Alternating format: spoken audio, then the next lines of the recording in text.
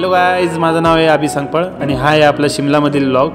आणि आपण ह्यामध्ये भरपूर काही ॲक्टिव्हिटीज करणार आहेत बऱ्यापैकी तरी हा व्लॉग शेवटपर्यंत नक्की बघा, आपणास खूप मजा येईल.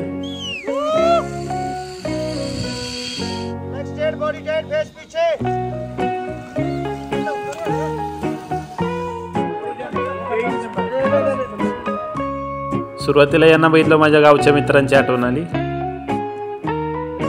आता शिमलामध्ये असं पण हे एरियाचं नाव काय? हाय गाईज, आपण आलो आहोत आता शिमलामध्ये. तर मित्रांनो, आपल्यासोबत आहेत नवीन मित्र. तर आपली भेट शिमल्याला झालेली आहे सगळ्यांची. तर तुमचं वैयक्तिक मत सांगा आजच्या ट्रेकच्या बाबतीत किंवा आपलं काय काय ॲक्टिव्हिटीज केलं त्या बाबतीत. मस्त राडा केला बस. हां चला. लय जोरात राडा केला. मी तर लय धुमाकूळ. मज्जा खूपच. मज्जा म्हणजे मज्जाच मज्जा. एवढी काही थंडी नाहीये इथे, पण ठीक आहे. ओके. शिमलामध्ये गेलो, आपल्याला घोड्याची राईड होती आणि ही राईड आपल्याला वरपर्यंत आपल्या स्पॉटपर्यंत घेऊन जाणार होती आणि तिथून रिटर्नला आपल्याला बेसमेंटपर्यंत घेऊन येणार होती.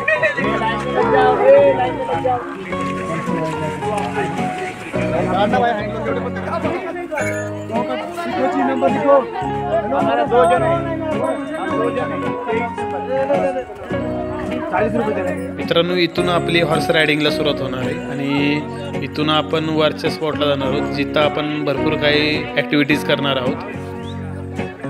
खरं म्हणजे घोड्यावर बसायला मला खूप भीती वाटत होती, कारण घोड्यांचे पाय बर्फात भरपूर सरकत होते आणि हा प्रवास खूप लांबचा होता, त्यामुळं अजूनही भरपूर भीती वाटत होती.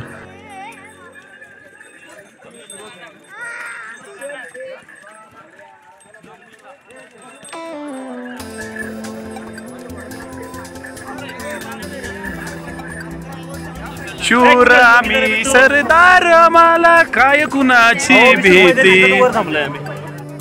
स्नो गेम खेळण्यासाठी आम्हाला कंपल्सरी बर्फात चालणारे शूज घ्यायला लागले, कारण आपले साधे शूज काय बर्फात चालणार नव्हते. त्यामुळं हे शूज आम्ही पेड करून घेतले. तर याचं भाडं म्हणजे 150 रुपये जोडी होते.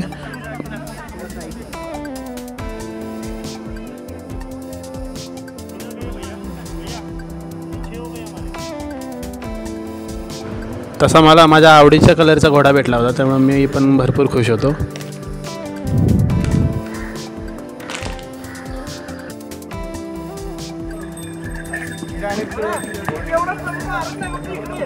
चला चला चला.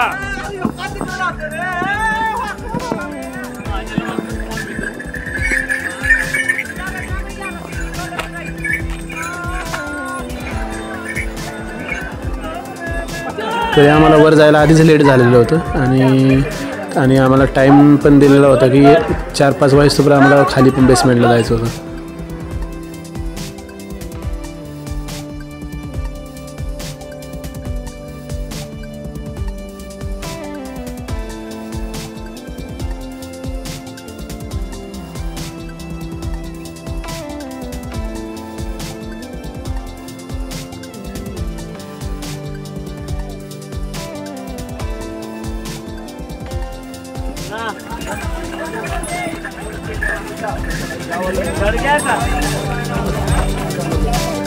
मित्रांनो, ही होती आपली पहिली राईड.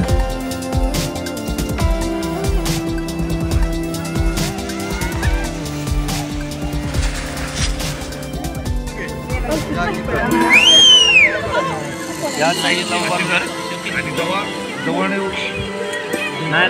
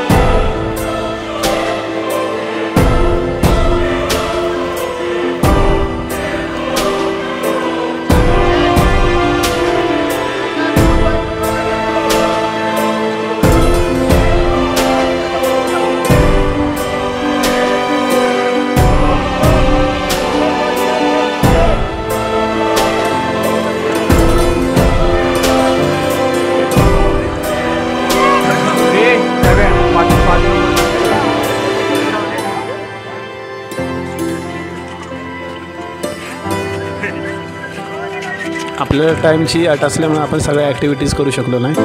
तरी इथनं पुढचा प्रवास रिटर्नचा होता.